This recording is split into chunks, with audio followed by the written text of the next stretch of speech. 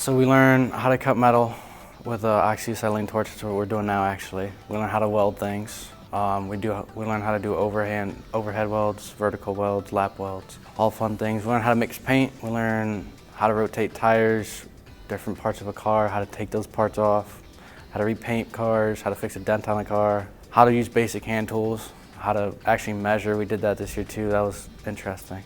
So it gives you not just the technical skills for collision repair, but problem-solving skills that you wouldn't have otherwise.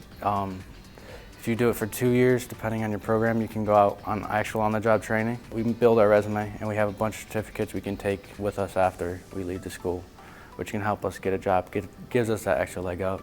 So I definitely say come here and just visit it for a day when they have their open campus, and you can explore the program, see what you like most.